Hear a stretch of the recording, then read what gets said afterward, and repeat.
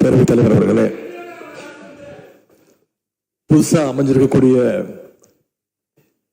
இந்த ஆட்சி மீது இன்னைக்கு நம்பிக்கை வாக்கெடுப்பு நடக்க போகுது. அதற்கு முன்பு வாக்கு எண்ணிக்கை தொடங்கி கடந்த 10 நாட்களாக இன்னைக்கு வரைக்கும் இந்த ஆட்சியில் ஒவ்வொரு நாளும் என்னென்ன நடந்திருக்குங்கிறத எதிர்கட்சியாக சில விமர்சனங்களோடு இங்க வைக்க நான் விரும்புகிறேன். முதல்ல தமிழக வெற்றி கழகம் ஆட்சி அமைக்கணும்னு பெரும்பான்மையான மக்கள் உங்களுக்கு வாக்களிக்கவில்லை.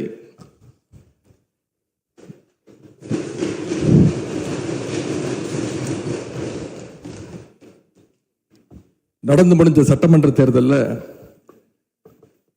பதிவான வாக்குகள் சுமார் 4,93,25,000 வாக்காளர்கள் வாக்களிச்சிருக்கிறாங்க. தற்போதைய ஆளுங்கட்சிக்கு வாக்களிச்சவங்களுடைய எண்ணிக்கை எவ்வளவு தெரியுமா? 1,72,26,000 தான்.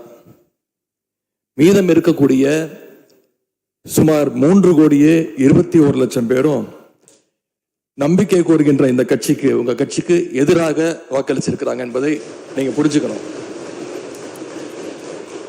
அதாவது கிட்டத்தட்ட 65% மக்களால நிராகரிக்கப்பட்ட ஒரு ஆட்சி மேல எங்களுக்கு மட்டும் இல்ல, உங்களுக்கு வாக்களிச்ச மக்களுக்கே கொஞ்சம் கொஞ்சமா நம்பிக்கை குறைஞ்சிட்டு வருது. அடுத்து மிக முக்கியமான ஒண்ணு நம்பர்ஸ், மெஜாரிட்டிக்கான நம்பர்ஸ். நம்முடைய சட்டமன்றம் 234 உறுப்பினர்களை கொண்டது. மேஜிக்கல் நம்பர்னு சொல்லுவாங்க. 118 உறுப்பினர்களை கொண்ட ஒரு கட்சியோ ஒரு கூட்டணியோ தான் ஆட்சிக்கு வர முடியும். இப்ப நம்பிக்கை கோருகின்ற இந்த கட்சிக்கு, உங்க கட்சிக்கு அந்த நம்பர்ஸ் இருக்கான்னு கேட்டா இல்ல. 108 இடங்கள் தான் இருக்கு. அதுவும் அந்த கட்சியினுடைய தலைவர் மாண்புமிகு முதலமைச்சர் அவர்கள் தன்னுடைய வெற்றி குறித்த நம்பிக்கை இல்லாத காரணத்தினால 2 இடங்கள்ல போட்டி போட்டு அதுல ஒரு இடத்த இன்னைக்கு ராஜினாமாவும் செஞ்சிருக்கிறார். இன்னும் அந்த தொகுதி மக்களை சந்திச்சு, நேரில் சந்திச்சோ இல்ல ஒரு அறிக்கை மூலமாகவோ ஒரு நன்றியை கூட இன்னும் தெரிவிக்கல.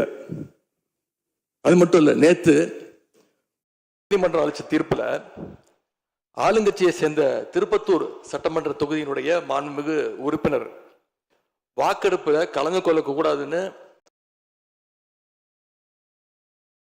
அதனால இப்ப ஆளுங்கட்சிக்கு வெறும் 106 இடங்கள் தான் இருக்கு.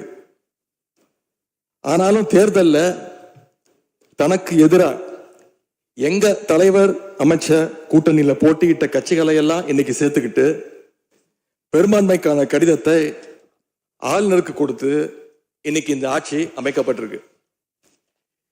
இந்த ஆட்சிக்கு இன்னைக்கு ஆதரவு தெரிவிச்சிருக்கக்கூடிய இந்திய கம்யூனிஸ்ட் கட்சி, மார்க்சிஸ்ட் கம்யூனிஸ்ட் கட்சி, இந்திய யூனியன் முஸ்லீம் லீக், விடுதலை சிறுத்தைகள் கட்சிகளை சேர்ந்த மதிப்பிற்குரிய தலைவர்கள் எல்லாம் சொன்ன காரணம், இந்த ஆட்சியை நாங்க சப்போர்ட் பண்றோம் அப்படின்னு அவங்க சொன்ன காரணம், குடியரசுத் தலைவர் ஆட்சி அமைஞ்சிடக்கூடாது என்ற எண்ணத்துல உங்களுக்கு வெளியில இருந்து ஆதரவு தரோம் அப்படின்னு தெளிவா சொல்லியிருக்கிறாங்க. அதே நேரத்தில் இன்னொன்னையும் சொன்னாங்க, இப்பவும் அவங்க எங்க தலைவர் தலைமையிலான திராவிட முன்னேற்ற கழக கூட்டணியில தான் தொடருவோம்னு சொல்லியிருக்கிறாங்க. உங்களுக்கு ஆதரவு கொடுக்கும் போது அவங்க சொன்ன இன்னொரு காரணமும் இருக்கு, அதையும் நம்ம ஞாபகம் வச்சுக்கணும். மதச்சார்பற்ற ஆட்சி அமையணும்னு சொன்னாங்க. ஆனா இப்ப இங்க என்ன நடந்திருக்கு? உங்க கொள்கை எதிரின்னு சொன்ன பாஜக தலைமையிலான என்டிஏ கூட்டணியில போட்டியிட்ட ஒரு சட்டமன்ற உறுப்பினரை அந்த கட்சி தலைவருக்கே தெரியாம, அந்த கட்சி தலைவருக்கு தெரியாம திருட்டுத்தனமாக இந்த ஆட்சிக்கு ஆதரவு தர வச்சிருந்தீங்க. இப்ப நான் சொல்றது ரொம்ப டீசென்டான வெர்ஷன். அந்த திருட்டுத்தனமான வார்த்தையை மட்டும் நிக்கிறேன். அந்த கட்சி தலைவருக்கே தெரியாம இந்த ஆட்சிக்கு ஆதரவு தர வச்சீங்க. இப்ப நான் சொல்றதுலாம் ரொம்ப டீசென்டான வெர்ஷன். அந்த கட்சி தலைவர் உட்காருங்க உட்காருங்க.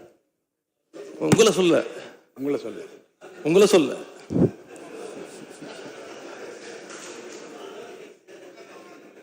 உட்காருங்க. காமராஜ் மாண்பு உறுப்பினர் காமராஜ் உட்காருங்க. மாண்பு உறுப்பினர் காமராஜ் உட்காருங்க. மாண்பு உறுப்பினர் காமராஜ் உட்காருங்க. இப்ப நான் சொன்னதெல்லாம் ரொம்ப டீசென்டான விஷயம் வெர்ஷன். அந்த கட்சி தலைவர் திரு டிடிவி தினகரன் சொன்னது என்ன தெரியும்? சொன்னாரு, ஆட்சிக்கு வர்றதுக்கு முன்னாடியே குதிரை பேரத்துல ஈடுபடுறாங்கன்னு சொன்னார். நேற்று சொல்லியிருக்கிறாரு, மாற்றம்னு சொன்னீங்க, இது மாற்றம் இல்ல துர்நாற்றம் அப்படின்னு சொல்லியிருக்கிறார்.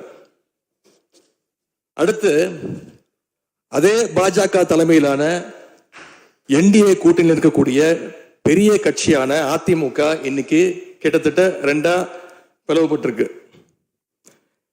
பிளவுபட்ட ஒரு குரூப் உங்களுக்கு ஆதரவு தெரிவிச்சிருக்கிறாங்க. அடுத்து நடந்த இன்சிடென்ட் தான் மிகப்பெரிய ஒரு ட்விஸ்ட். பிளவுபட்ட குரூப்ல இருக்கக்கூடிய ஒரு தலைவரோட வீட்டுக்கு ஒரு புது சோஃபா போகுது. சோஃபா பின்னாடியே புது முதலமைச்சரும் அந்த தேர்தல் நேரத்தில் ஊழல் சக்தின்னு சொன்னீங்க.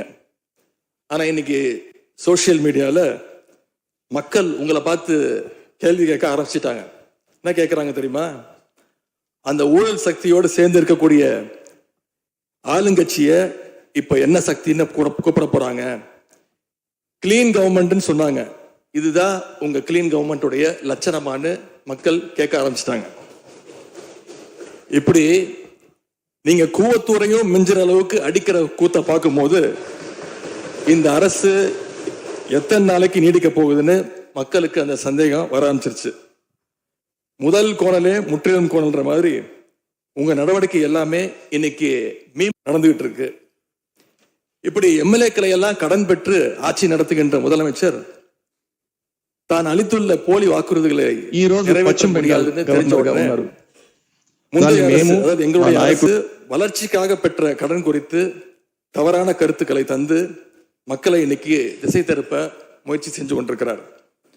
பெரும்பான்மையும் இல்லாத, அரசியல்ல அடிப்படை நேர்மையும் அல்லாத இந்த அரசு நல்லாட்சி தரும், தமிழ்நாட்டு மக்களுடைய உரிமைகளுக்காக போராடும்னு மக்களுக்கு துளியும் நம்பிக்கை இல்லை.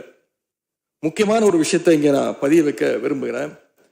உங்களுக்கு ஓட்டு போட்ட மக்களே நடக்கிறதெல்லாம் பார்த்துட்டு ஒரு பெரிய தப்ப பண்ணிட்டோமோன்னு இன்னைக்கு வருத்தப்பட ஆரம்பிச்சிட்டாங்க. மக்களுடைய அந்த உணர்வை வெளிப்படுத்தும் விதமா இந்த ஓட்டெடுப்புல கலந்துக்காம திராவிட முன்னேற்ற கழக உடன்பிறப்புகள் உறுப்பினர்கள் நாங்க வெளிநடப்பு செய்ய போறோம். நாங்க வெளிநடப்பு செஞ்சாலும் அதனால பேரவையுடைய எண்ணிக்கை அளவு குறைஞ்சு நீங்க நிச்சயம் இந்த வாக்கெடுப்புல வெற்றி பெறதான் போறீங்க. அப்படி வெற்றி பெற்ற பிறகாவது மக்களுடைய நம்பிக்கையை காப்பாற்றுற மாதிரி உங்களுடைய பணிகள் இருக்கணும், உழைங்க. எங்க தலைவர் திரு முத்துவேல் கருணாநிதி ஸ்டாலின் அவர்கள் கடந்த 5 வருஷமா ஒவ்வொரு குடும்பத்துக்கும் பார்த்து திட்டங்களை நிறைவேற்றி கொடுத்தார். அந்த திட்டங்களை எல்லாம் நீங்க தொடரணும். தயவு செஞ்சு அதில் அரசியல் செய்ய வேணாம். ஏன்னா இந்த மாசம் 15ஆம் தேதி கலைஞர் மகளிர் உரிமை தொகை 1,31,00,000 தாய்மார்கள் காத்துக்கிட்டு இருக்கிறாங்க. அந்த 1000 ரூபாய் வருமா அப்படின்னு காத்துக்கிட்டு இருக்கிறாங்க. அதே மாதிரி புதுமை பெண் திட்டம், தமிழ் புதுவன் திட்டங்கள்ல காலேஜ் போற ஸ்டூடெண்ட்ஸ் அவங்களுக்கு வர மாசம் வர கல்வி ஊக்கத்தொகை 7ஆம் தேதி கொடுத்துருக்கணும். இது வரைக்கும் வரல, அவங்களும் காத்துக்கிட்டு இருக்கிறாங்க. இப்ப ஸ்கூல் இல்லைனாலும் ஜூன் 2ஆம் தேதி ஸ்கூல்ல ரீஓபன் பண்ண போறாங்க. அப்ப காலை உணவு திட்டத்துக்காக பள்ளி மாணவர்கள்லாம் காத்துக்கிட்டு இருக்கிறாங்க. இப்படி பல்வேறு திட்டங்கள் இருக்கு. நான் முதல்வன் திட்டம், தாய் மாணவர், அன்பு கரங்கள்னு பல்வேறு திட்டங்களுடைய பயனாளிகள்லாம் ஆவலோடு காத்துக்கிட்டு இருக்காங்க. இந்த அரசு என்ன செய்ய போகுதுன்னு காத்துக்கிட்டு இருக்கிறாங்க. அதனால நான் உங்ககிட்ட கேட்டுக்கொள்றது, மாண்புமிகு முதலமைச்சர் அவர்கள் பதவியேற்றதும் தன்னுடைய முதல் உரையில அவகாசம் வேணும்னு கேட்டீங்க. நிச்சயம் அவகாசம் எடுத்துக்கோங்க. ஆனா காத்துக்கிட்டு இருக்க அத்தனை பேரையும் ரொம்ப காலம் காக்க வச்சிடாதீங்க. அது மட்டும் இல்ல, தேர்தலுக்கு முன்னாடி பல கவர்ச்சியான வாக்குறுதிகளையும் நீங்க கொடுத்திருக்கிறீங்க. மக்கள் அதுவும் ஞாபகம் வச்சிருக்கிறாங்க. மகளிருக்கு மாசம் 2,500 ரூபாய், ஆண்டுக்கு 6 சிலிண்டர், தங்க செயின், மோதிரம், பட்டுப்புடவை, வேலையில்லா இளைஞர்களுக்கு உதவித்தொகைன்னு அந்த லிஸ்டும் நீண்டுட்டே இருக்கு. பெரிய லிஸ்ட் தான். அதுல ஒரு சில வாக்குறுதிகளாவது முதல் கையெழுத்துல நீங்க நிறைவேற்றுவீங்கன்னு மக்கள் எதிர்பார்த்தாங்க. நீங்க வாக்குறுதிகளை சொல்லும் போது நடைமுறைக்கு சாத்தியமானதை மட்டும்தான் சொல்றேன்னு எல்லா கூட்டத்திலையும் திரும்ப திரும்ப சொல்லியிருக்கிறீங்க. எனவே அதை விரைந்து செஞ்சு காட்டுங்க. இந்த நேரத்தில் எங்க திராவிட மாடல் ஆட்சியை பத்தி நான் ஒன்னே ஒன்று மட்டும் குறிப்பிட விரும்புறேன். நாங்க ஆட்சிக்கு வரும்போது 2021 கடுமையான கோவிட் பெருந்தொற்று காலம், செகண்ட் வேவ். அப்போ மாநிலத்துடைய பொருளாதார வளர்ச்சி எவ்வளவு தெரியுமா? வெறும் 0.7%. அந்த நிலையிலையும் எங்க தலைவர், எங்க முதலமைச்சர் அப்போ முதல் கையெழுத்திலேயே மகளிருக்கு விடியல் பயண திட்டத்தை கொடுத்தார்.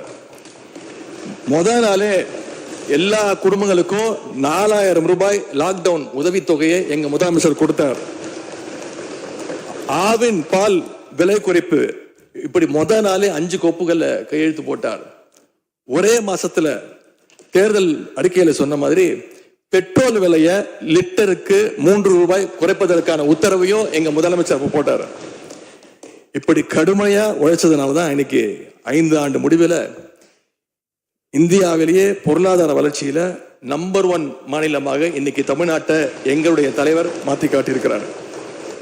நாங்க நம்பர் 1 மாநிலமா மாத்திட்டு தான் ஆட்சியை விட்டு போயிருக்கோம். உங்க ஆட்சியை பொறுத்த வரைக்கும் வெறும் இன்ஸ்டாகிராம்ல ரீல்ஸ் ஆட்சியா இல்லாம ரியல் ஆட்சியா நடத்துங்க. அது மட்டும்தான் மக்களுடைய கோரிக்கை. எங்களுடைய தலைவர், திராவிட முன்னேற்ற கழகத்துடைய தலைவர் முத்துவேல் கருணாநிதி ஸ்டாலின் அவருடைய கட்டளையின்படி நீங்க ஆட்சியை தொடர நாங்க தடையா இருக்க விரும்பல. அந்த வகையில பேரவையிலிருந்து நாங்க வெளிநடப்பு செய்யறோம். நன்றி, வணக்கம்.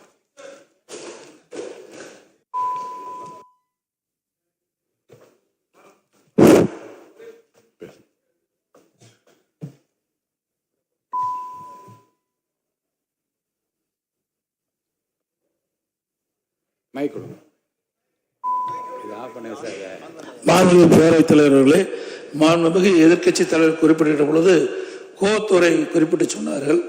கோவத்துறையில் இருந்துள்ள அத்தனை பேரும் அனைத்து இந்திய அண்ணா திராவிட முன்னேற்ற கழக உறுப்பினர்கள்.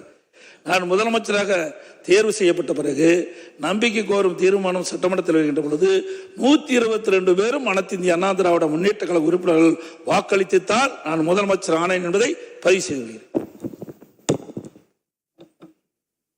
மாண்புமிகு முதல்வர் அவர்களின் பதில் உரை.